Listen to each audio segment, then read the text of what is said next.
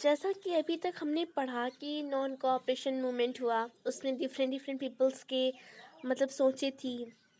अलूरी सीतारामन राजू के बारे में पढ़ा।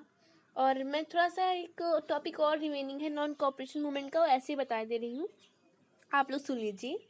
और इसके कुछ इम्पॉर्टेंट पॉइंट्स हैं। जो स्वराज इन प्लांटेशन है, वो उसमें एक इनलैंड इमिग्रेशन एक्ट हुआ था जो 1859 में पास किया गया था, ठीक है। और उसमें जो वहाँ के वर्कर्स थे, इनलैंड इमिग्रेशन एक्ट था क्या, इसके अकॉर्डिंग कोई भी वर्कर उस जो वर्किंग फील्ड एरिया थी उसके बाहर नहीं जा सकते थे विदाउट परमिशन, ठीक है। तो बट उन्होंने सोचा, जो वर्कर्स थे वहाँ के, उन्होंने सोचा कि महात्मा गांधी आ गए हैं और इसका मतलब अब हमारा फ्रीडम आ चुका है, हम लोग इधर उधर जा सकते हैं और हमें मतलब उन्हें कॉपरेट हम भी नहीं करेंगे। जो लैंडलॉर्ड्स हैं, जो मतलब ब्रिटिशर्स हैं, जो उनके ऊपर रूल कर रहे हैं, उन्हें हम भी कॉपरेट नहीं करेंगे। तो उन्होंने उन्हें छोड़ मतलब वहाँ से भाग निकले।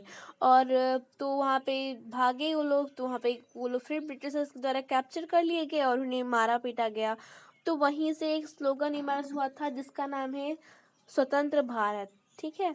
वे फ्रॉम वेयर दिस मतलब slogan emerged in independence of India, स्वतंत्र भारत। तो जो स्वराज प्लांटेशन टॉपिक है वहाँ से मतलब कि वहाँ के जो वर्कर्स हैं उन्होंने किया था। उसके बाद end of non cooperation movement कैसे हुआ, उसमें एक मेन इंसिडेंट है जिसका नाम है चौरी चौरा, जो 4 फरवरी या 2 फरवरी, सब में कंफ्यूजन है। 4 फरवरी 1922 में हुआ था, गोरखपुर उत्तर प्रदेश में हुआ था। क्या हुआ था, यहाँ पे एक वायलेंट क्लाश हुआ था with police. They burn police station, call of non cooperation movement. लोगों ने पुलिस स्टेशन जला दिए थे, इसलिए नॉन कोऑपरेशन मूवमेंट जो है बंद हो गया था।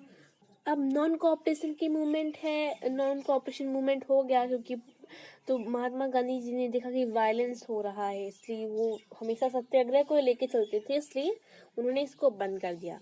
फिर देखते हैं टुवर्ड सिविल डिसोबीडियंस मूवमेंट, ये दूसरा मूवमेंट है। इसके कुछ इंपॉर्टेंट पॉइंट्स हैं जो मैंने लिखे हैं। Gandhi ji begin non cooperation movement and civil disobedience movement by breaking salt law at Dandi. इन्होंने डांडी में क्या किया, सॉर्ड लॉ एबॉलिश किया और इन्होंने क्या टुवर्ड सिविल डिसोबीडियंस मूवमेंट चला दिया गया। 1931 में Gandhi ji in civil disobedience में, ये तो बाद की बातें हैं, ये हम ऐसे पॉइंट कुछ इंपॉर्टेंट है, ये लर्निंग पॉइंट है। जैसे कि when civil disobedience movement start तो 1930, when civil disobedience movement ended 1931, ये सब लर्निंग पॉइंट है। Gandhi ji in civil disobedience movement, Gandhi ji impact हुआ था, इतनी चीजें हुई थी, मतलब जैसे कि डेट पूछी जाती, when Gandhi ji impact happened to 1931, when second round table conference happened 1931, when Gandhi ji in civil disobedience movement 1931, Swaraj party made by, कुछ important very important point है, Swaraj party is made by CR Das, Motilal Nehru and NC Kelkar, ठीक है। CR दास और मोतीलाल नेहरू और NC Kelkar के द्वारा जो है स्वराज पार्टी बनाई गई थी, इसे याद कर लीजिए। तो यहाँ पे अब लिखा है Lala Lajpat Rai assaulted by British police during a peaceful demonstration. Demonstration क्या था, जिस डिमॉन्स्ट्रेशन था साइमन कमीशन का। वहाँ साइमन कमीशन एक 1921 में भारत में आया था। Simon commission was constituted under John Simon. John Simon का नाम याद कर लीजिए, who constituted the Simon commission, तो John Simon constituted the constituted the क्या Simon Commission. The main objective of Simon Commission was to receive the functioning of constitutional system in India and such changes. उसमें ये था कि जो constitution of India है उसमें जो चेंजेस लाने हैं और उसका कॉन्स्टिट्यूशन बनेगा, उसमें वो सजेस्ट करेगा चेंज, ठीक। तो यहाँ पे मैंने लिखा Simon commission arrive in India 1921, जैसे मैं बता चुकी हैं। और Simon commission, fall of Simon commission का इसमें मैंने लिखा नहीं है, इसे सुन लीजिए। फॉल ऑफ साइमन कमीशन ये था कि साइमन कमीशन में नो इंडियन, कोई भी इंडियन नहीं था, नो इंडियन एंड और उसमें वो लोग बात कर रहे थे कि भारतीय कॉन्स्टिट्यूशन को बनाएंगे, उसमें कोई इंडियन था ही नहीं, इसीलिए इंडियंस ने उसे अबॉलिश किया और उसे ग्रीट किया एक स्लोगन से, Simon go back. Simon go back नारा हुआ। उसी में जो लाला लाजपत राय जी हैं उनकी मौत भी हुई, क्योंकि वो उनके ऊपर लाठी चार्ज हो गई थी और उनकी इसमें मौत हुई। बहुत ही दुखद घटना हुई। और अब फिर डिमांड ऑफ पूर्ण स्वराज में देखते हैं। In October 1929, the Viceroy Lord Irwin announced uncertain for Dominion status for India, and Round Table Conference discussed the future of Constitution. वही बात ऊपर वाली। In December 1929, under the presidency of Jawaharlal Nehru, Lahore Congress formalized demand for पूर्ण स्वराज और full of independence. बहुत important point है। क्या 1929 में जो जवाहरलाल नेहरू हैं और जवाहरलाल नेहरू हैं, उन्होंने लाहौर कॉन्फ्रेंस हुई कब थी? आईएनसी की लाहौर कॉन्फ्रेंस हुई थी 1929 में। इसी में डोमिनियन स्टेटस भी मांगा गया था।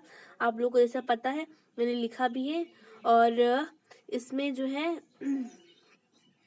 इसमें ये हुआ था कि under the presidency Jawaharlal Nehru formalize the demand of Purna Swaraj. इन लोगों ने पूर्ण स्वराज की मांग की थी, जिसे कहते हैं full of independence for India. और 26 जनवरी 1930 को इन्होंने क्या इंडिपेंडेंस डे मनाया।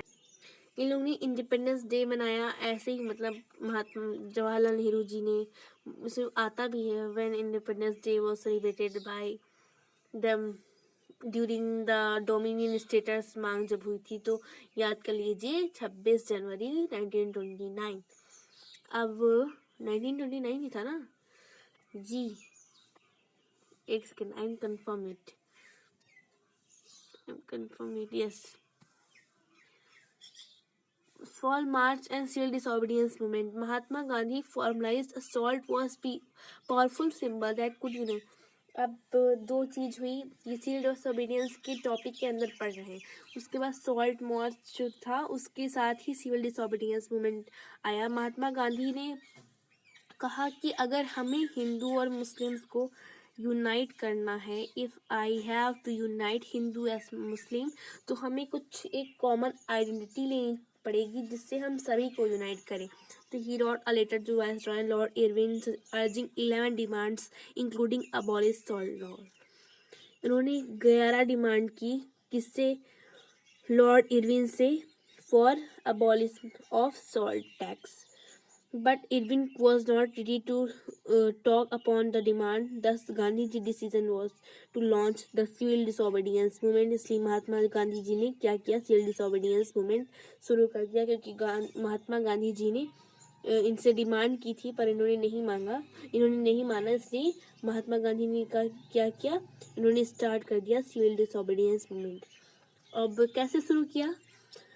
Along with 78 volunteers, Gandhiji started his march from Sabarmati Ashram on 12th March 1930 for Dandi to control flow of Gujarat, coastal town of Gujarat. Sorry, Gandhi ji ने दांडी के coastal town जो गुजरात का था, दांडी है कोस्टल टाउन है, मतलब कोस्ट पे है, कोस्टल एरिया है, उस 78 वॉलंटियर्स के साथ 12 मार्च 1930 को उन्होंने सिविल डिसोबीडियंस मूवमेंट लॉन्च कर दिया गया। उसके बाद 6 मार्च को ये रीच गांधी जी दांडी जी वहाँ पे, मतलब पहले तो सॉल्ट लॉ को, उसके बाद पहले वहाँ पे वायलेट किया, फिर वहाँ से ही 12 मार्च को इन्होंने सिविल डिसोबीडियंस मूवमेंट स्टार्ट कर दिया। ठीक है, तो पूछा जाता है when was the civil disobedience movement was started, then आप लोग लिखेंगे क्या कि इन 1930।